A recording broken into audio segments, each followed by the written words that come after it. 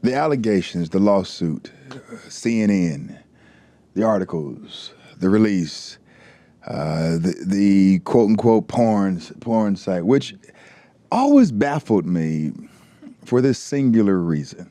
Mm-hmm. The same people who are for putting porn at the fingertips of children Mm-hmm. took offense of a fabricated story Mm-hmm. about you doing something 10, 15, 20 years ago Mm-hmm. on a porn site.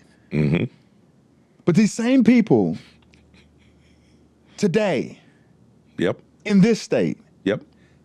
in 50 states, I've now traveled to 20 states Yes. speaking against gender theory, queer theory, critical race theory, Yep. the false triune idol of diversity, equity, and inclusion. Yep. But these same people think it's okay to bring drag queens to the Oregon House of Representatives. Absolutely. They think it's okay to put books like Gender Queer and Queer, the LGBTQ Guide for Teens, and all these books that talk about heinous things, putting sex toys in the body of individuals, teaching children how to do it, endorsing that stuff. And they call me the book banning pastor because I'm against it. But they're upset with you about what you did as an adult, supposedly, Yep.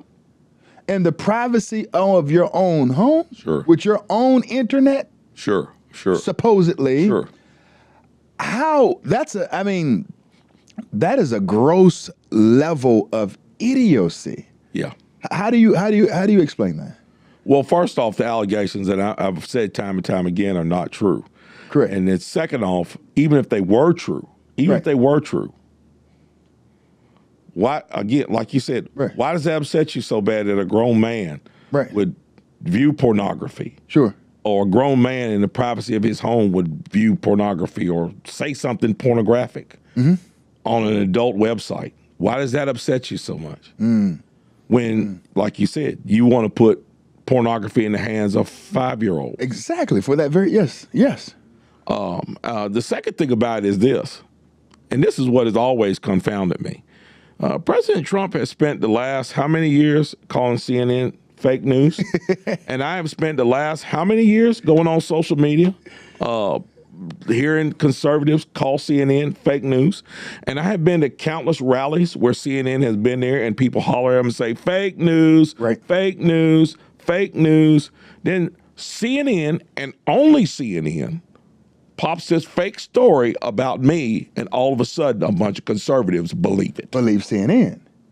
At what point did we start believing CNN?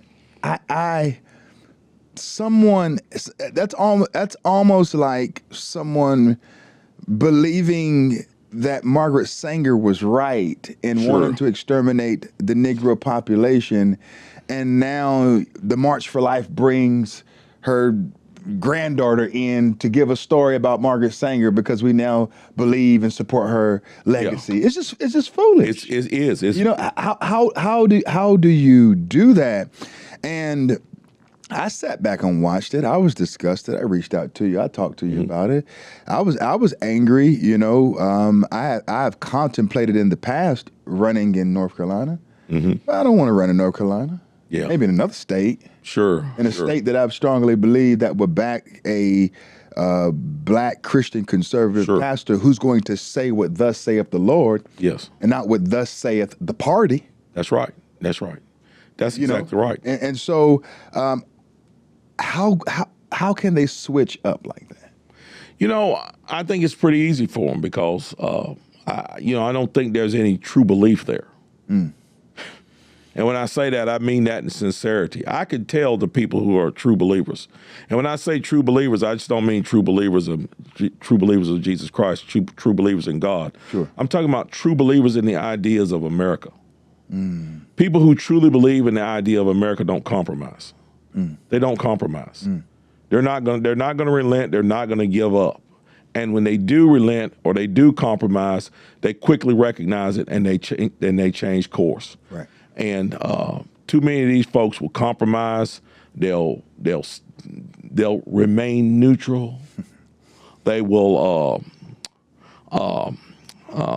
They'll avoid you when you get in trouble. Yeah, that's right. I got some senators who burn the road up, burn my phone up, want me to come to their fundraisers. Now, when it was they wanted me to come to their fundraiser and help them raise a whole bunch of funds. And if they're listening to this, they know who they are. Right. And some of them are in deep red counties now, deep red counties. Wouldn't have lost a thing by sticking with me and supporting me and standing up for me and fighting back, helping me fight back against CNN. Wouldn't even look me in my face in that Senate building. Walk right by me without even saying hello. That's how deep the cowardice runs in that place. That's how deep it runs. So when it was fair weather. Oh, it's fair weather. Oh, can you come do my fundraiser? Can you come hang out with me? Can I go to Israel with you? Can I do this? Can I do that? But then as soon as trouble comes, oh no, I don't know you now. I don't know you. And to me, that's despicable. It's despicable. And we will never hold on to this country. And we will never win this battle to keep this country that God has given us with cowardly men. And I'm talking men specifically. Yes, sir. Cowardly men like that in place. Right. We have to stand up and fight for each other. Right. And we have to recognize when these attacks come. I'll tell you this, John.